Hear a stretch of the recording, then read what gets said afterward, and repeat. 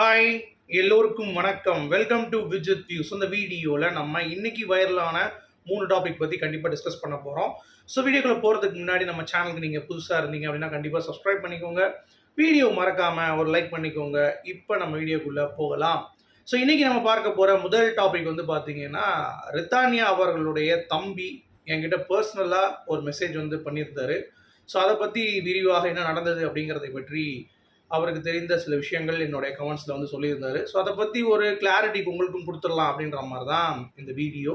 அது மட்டும் இல்லாமல் ரித்தானியா அவர்களை போல் விஸ்மயா அப்படின்ற ஒரு கேஸ் 2021 உங்களுக்கு ஞாபகம் இருக்குமான்னு தெரியல, ஒரு வரதட்சணை கேஸ் தான். அது வந்து இப்போது ஒரு டிராஸ்டிக்கான ஒரு சேஞ்ச், ஒரு ஜஸ்டிஸ் வந்து கிடைக்காம போயிருக்கு. அதை பற்றி நம்ம டிஸ்கஸ் பண்ண போகிறோம்.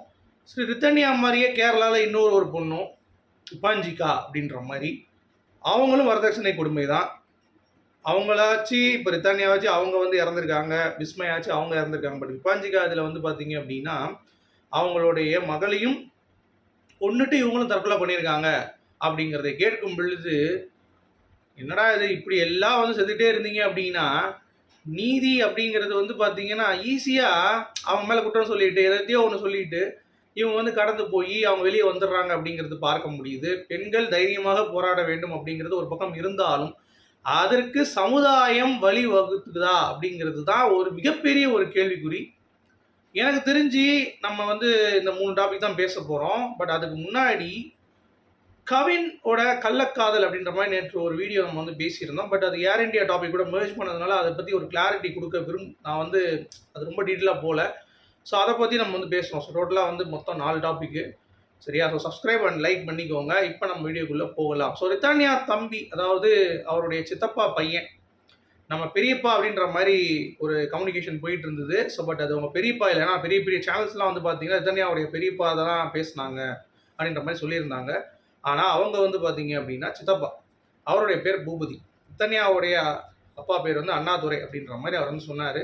நான் தான் வந்து அவருடைய பையன், நீங்கள் சொன்னதில் வந்து அது வந்து பெரியப்பா இல்லை சித்தப்பா அப்படின்ற மாதிரி சொல்லியிருந்தாங்க. ஸோ நம்ம வந்து மீடியாவில் இருந்து தான் நியூஸ் எடுக்கிறதுனால நம்ம வந்து அப்படியே பிளண்ட்டாக வந்து சொல்லிட்டோம். ஸோ அந்த தம்பிக்கு ஒரு சாரி கேட்டுக்கிறேன். ஆனால் எனக்கு என்ன ஒரு பாயிண்ட் ஆஃப் வியூவில் அந்த தம்பி சொன்னதில் ஒரு வருத்தம் இருக்குது அப்படின்னா, இப்போ கூட அந்த தம்பி வந்து பார்த்தீங்கன்னா பெரியப்பா சித்தப்பா அப்படின்ற மாதிரி தான் வந்து சொல்ல வராங்களே தெரியல, மற்றபடி ரித்தன்யாவுக்கு நீதி கிடைச்சதா கிடைக்கலையா அப்படின்ற அந்த ஒரு ப்ராப்பராக அவங்க வந்து அதை கேர் பண்ணுற மாதிரி நமக்கு வந்து தெரியல. ஏன்னா அவர் அந்த மெசேஜில் வந்து என்ன சொல்லியிருந்தார் அப்படின்னா, அதாவது என்னுடைய சித்தப்பாவுடைய பேர் இது, என்னுடைய பெரியப்பாவுடைய பேர் இது, ஸோ இதை டீட்டெயில்ஸ் வந்து கம்ப்ளீட்டாக வந்து கொடுக்குறேன் அப்படின்ற பேரில் எல்லா விஷயமும் வந்து டிராஃப்ட் பண்ணி ரொம்ப பியூட்டிஃபுல்லாக வந்து அவர் பேசிட்டு போயிட்டார். ஆனால் எனக்கு என்ன ஒரு வருத்தம் அப்படின்னா, இதில் நம்ம பெரியப்பா சித்தப்பா இதெல்லாம் விட்டுருங்க, நம்ம அந்த பேசிஸ்லேயே போகல, ரித்தானியாவுக்காக தான் நம்ம பேசுகிறோம் அப்படிங்கிறதுக்கு நம்ம வந்து ஃபுல் அண்ட் ஃபுல் அதை பற்றி தான் கவர் பண்ணிகிட்டு இருக்கோம் டாபிக்ஸ்லையும். இன்னும் நீங்கள் கவனிச்சிங்கன்னா நான் வந்து எஸ்கே கிருஷ்ணா அப்படின்ற மாதிரி ஒரு டாபிக் வந்து அதர் தேன் ரித்தன்யா நம்ம வந்து பேசிகிட்டு இருக்கோம் அப்படிங்கிறது நிறைய பேர் தெரியாது. அதனுடைய வருமானம், அதாவது சில பேர் சொல்கிறாங்க வருமானத்துக்காக தான் நீங்கள் பேசுகிற அப்படின்ற மாதிரிலாம் வந்து பார்த்தீங்கன்னா பேசுகிறாங்க. அதெல்லாம் வந்து ரொம்ப மனது எனக்கு வந்து ஒரு ஃபீலிங் இருக்குது. அதாவது வருமானத்துக்கு ஒரு பக்கம் வந்து இருந்தாலும் எனக்கு எஸ்கே கிருஷ்ணாவில் நான் பேசினேன் அப்படின்னா ஒரு 10,000 ஒரு வியூக்கே வந்து எனக்கு வந்து பார்த்தீங்கன்னா கிட்டத்தட்ட 50 கிட்ட எனக்கு வந்துடும் நீங்கள் கன்வெர்ட் பண்ணிங்கன்னா. ஏன்னா அந்தளவுக்கு எஸ்கே கிருஷ்ணா அவர்களுக்கு வேறு லெவலில் ஆடியன்ஸ் இருக்காங்க. ஸோ ரெவன்யூ அங்கே அதிகம். இந்த ரித்தனியா பற்றி என்ன தான் நம்ம பேசினாலும் நமக்கு 50,000 வியூ போனால் கூட $10 வர்றதே வந்து பார்த்திங்கன்னா பெரிய விஷயம். ஏன்னா அந்த மாதிரி தான் அவங்களுடைய ஒரு சூழ்நிலை இருக்குது அப்படிங்கிறது நம்மளால் வந்து பார்க்க முடியுது.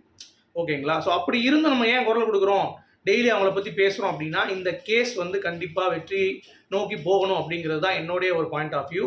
அதற்கு தான் நான் பேசுகிறேன் அப்படிங்கிறதையும் நான் வந்து பல தடவை இதில் ரெஜிஸ்டர் பண்ணியிருக்கேன்.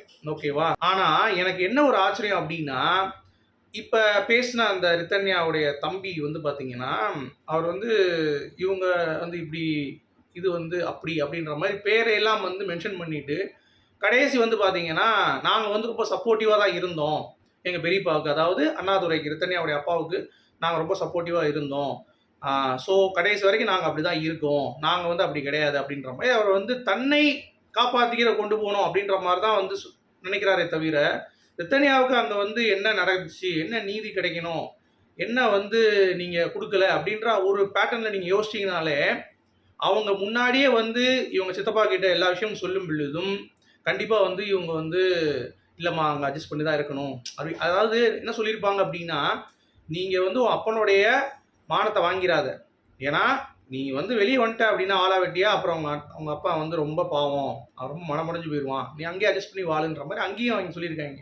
இப்போ சித்தானியாவுடைய அப்பாவும் அம்மாவும் வந்து பார்த்தீங்கன்னா ஒரு முடிவு டக்குன்னு எடுக்காம நீ போய் அட்ஜஸ்ட் பண்ணி தான்ப்பா இருக்கணும் அப்படின்ற மாதிரி ஒரு பொண்ணை சொல்லி, அதுக்கடுத்து அவங்க வந்து அவங்க அம்மா வீட்டில் வந்துட்டு நான் இன்னும் வாழ முடியாதுன்னு சொல்லி வந்த பிறகு தான், அப்போ கூட அவங்க வந்து பார்த்தீங்கன்னா டைவோர்ஸு சரி அப்ளை பண்ணலாம், நீ போய் ஆஸ்திரேலியா போய் படி அப்படின்றத அடுத்த கட்டத்தில் வச்சுருந்தாங்களே தவிர, டக்குன்னு வந்து பார்த்தீங்கன்னா எடுத்தோம் கவுத்தோன்னு முடிவு பண்ணலை இந்த விஷயத்தில். ஸோ நான் என்ன சொல்ல வரேன் அப்படின்னா, அப்படி தான் பண்ணணும், அப்போ தான் பொண்ணை காப்பாற்ற முடியும். ஏன்னா இப்போ இருக்கிற இந்த வரதட்சணை கொடுமை கேஸில் வந்து பார்த்தீங்க அப்படின்னா, இறக்கக்கூடிய பெண்கள் நீங்கள் எடுத்துக்கிட்டீங்க அப்படின்னா கூட எல்லாருமே இப்போ ரித்தன்யா பொறுத்த வரைக்கும் ரிச் கேர்ள் மீடியாவுடைய கவரேஜ் இருந்தது. அடுத்து நீங்கள் எடுத்துக்கிட்டிங்கன்னா இந்த விபாஞ்சிகா கேஸ் வந்து பார்த்தீங்கன்னா டாக்டர் அவங்க. ஸோ அவங்களும் கொஞ்சம் மிடில் வருவாங்க. அவங்களுடைய கேஸையும் எடுத்து மீடியா எடுக்கிறாங்க. பட் லோகேஸ்வரி அப்படின்னு சொல்லிட்டு ஒரு ஏழைப்பட்ட பெண் வந்து வரதட்சணை கொடுமையில இறந்துருக்காங்க. அதை பற்றி மீடியா கவரேஜ் வந்து இல்லை. அதை நீங்கள் புரிந்து கொள்ள வேண்டும். ஓகேங்களா? ஸோ நான் என்ன சொல்ல வரேன் அப்படின்னா, இதுக்கே காசு வச்சு தான் வந்து மீடியாவில் பேசுகிறாங்க. இதுக்கே காசு என்னென்ன இருக்குது எப்படி இருக்குது அப்படின்ட்டு பார்த்தா மீடியாவில் கவர் பண்ணுறாங்க. அப்படிங்கிறப்ப நீதி நேர்மை நியாயம்லாம் இவங்ககிட்ட எப்படி எதிர்பார்க்கிறது? ஸோ அதுவும் காசை வச்சு தான் ப்ளே பண்ணுவாங்க அப்படின்ற மாதிரி நான் சொல்கிறேன். அதாவது கூட இருக்கிறவங்களுக்கே இப்போ வந்து பெருசாக அக்கறை இல்லை அப்படிங்கிறப்ப நாங்கள் வந்து சும்மா பெரியப்பா சப்போர்ட் பண்ணுறோம் அப்படின்ற மாதிரி சொல்லிட்டு போகிறதுக்கு நீங்கள் அந்த தம்ப்நெயிலை மாற்றுங்க, தம்ப்நெயிலில் இருக்கிறத மாற்றுங்க, அதெல்லாம் தேவை கிடையாது. இப்போ என்ன தேவை? ரித்தன்யாவுக்கு நீதி கிடைக்கணும் அப்படின்றது தான் வந்து பாயிண்ட்டு. ஸோ அதை டெலிவரி பண்ணியிருக்கணும் அப்படிங்கிறது தான் என்னுடைய ஒரு point of view. Okay, so அதை விட்டுட்டு, ஏன்னா அவருடைய ஆதங்கம் புரியுது, ஏன்னா நம்மளை அப்படி பெரியப்பான்னு சொல்கிறாங்களே அப்படின்ற மாதிரிலாம் புரியுது. பட் இருந்தாலும் முதல்ல நீங்கள் ஒழுங்காக பார்த்துட்டு ரித்தன்யா வந்து உங்களை விட்டு போயிருக்க மாட்டாளே, உங்கள் அக்கா உங்களை விட்டு போயிருக்க மாட்டாளே அப்படின்ற அந்த ஒரு ஆதங்கம் தான் எனக்கு வந்து தோணுச்சு. ஸோ அதுதான் நான் வந்து ரொம்ப பேசணும்னு சொல்லி ஆசைப்பட்டேன் இந்த ஒரு விஷயத்தில் அப்படிங்கிறது தான். ஓகே, ஸோ இது ஒரு டாபிக் நம்ம பேசியாச்சு. அடுத்து வந்து பார்த்தீங்கன்னா இந்த கவினுக்கு இன்னொரு முகம் அப்படின்ற மாதிரி 5 முகம் 4 முகம் 3 முகம் அப்படின்ற மாதிரி ஒரு பக்கம் சொன்னாலும், பேங்காக் அவர் அடிக்கடி போயிட்டு வருவதற்கான காரணம் என்ன அப்படின்னு பார்த்தீங்கன்னா, அங்கே ஒரு காதல், அதாவது கள்ளக்காதல் ஏதோ ஒன்று சொல்லிக்கோங்களேன். ஏன்னா பெண்ணை வந்து இங்கே பொண்டாட்டி அழகாக வச்சுக்கிட்டு அங்கே போய் ஒருத்தன் தேடுறான் அப்படிங்கிறப்பே அது வந்து ஒரு அஃபேர் மாதிரி தான் வரும். அந்த பெண்ணை எடுத்துகிட்டு வந்துட்டு அங்கே ஃபோட்டோஸ்லாம் எடுத்துகிட்டு வரத ரித்தன்யா வந்து பார்த்துட்டு அவங்க கேள்வி எழுப்பியிருக்காங்க. அதில் தொடர்ந்து தான் ஃபுல் அண்ட் ஃபுல் சண்டை போயிருக்கு. அந்த காரில் வந்து பார்த்தீங்கன்னா அவங்க போயிருக்கிறப்ப இதை பற்றி தான் வாக்குவாதம் போயிருக்கு. இன்னொன்று, அந்த பொண்ணுங்களை அவர் எப்படி அதை பண்ணுறாரோ அதே மாதிரி ரித்தன்யாவையும் மன ரீதியாகவும் உடல் ரீதியாகவும் வந்து டார்ச்சர் பண்ணியிருக்காப்புல கவின். ஸோ எவ்வளோ கொடூரமாக இருந்திருப்போம் பாருங்க. ஏன்னா அங்கே போய் அவங்க பண்ணுறது அப்படிங்கிறது ஒரு ப்ராஸ்டியூட்டில் கிடைக்கிறது என் பொண்டாட்டிகிட்ட கிடைக்கணும் அப்படிங்கிறது வந்து பார்த்தீங்க அப்படின்னா அப்போ எப்படி இருந்திருக்கும். அதாவது நான் எப்படி சொல்ல வரேன் அப்படின்னா, எது வேணாலும் நம்ம வந்து காசு கொடுத்தா பண்ணலாம் அப்படிங்கிறது அங்கே. பட் இங்கே பொண்டாட்டிகிட்ட வந்து அப்படி நம்ம வந்து எதிர்பார்க்க முடியாது. ஓகேங்களா? அவங்களுக்கும் ஒரு ஃபீலிங்ஸ் இருக்குது. அவங்ககிட்ட வந்து நோ மீன்ஸ் நோ அப்படின்ற மாதிரி ஒரு கான்செப்ட் தான். ஸோ அப்படி இருக்கிறப்ப அதை வந்து சித்திரவதை பண்ணி பயங்கரமாக டார்ச்சர் பண்ணி இந்த மாதிரிலாம் வந்து பண்ணியிருக்குது எவ்வளோ கேடுகட்டத்தனம் பார்த்துக்கோங்க. அதையும் இந்த பொண்ணு மாமியார்கிட்ட தான் சொல்லியிருக்காங்க.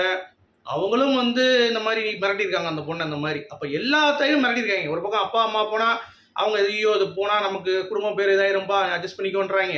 இவங்க வந்தாங்கன்னா நீ வெளியே போனேன்னா உனக்கு டைவர்ஸ் கிடச்சி அவங்க வாழா வெட்டியாயிரும், அவங்க அப்பா வந்து ஹார்ட் அட்டாக்ல இறந்துருவான்னு சொல்லி இவங்க ரித்தன்யாவுடைய சைடில் மாமனார் மாமியார் வந்து பேசுகிறாங்க, பயமுறுத்துறாங்க. அப்படிங்கிறப்ப அவங்க வந்து என்ன பண்ணுவாங்க, கடைசியில் அந்த முடிவு எடுத்துட்டாங்க அப்படிங்கிறது தான் நமக்கு ஒரு ஃபீலிங்.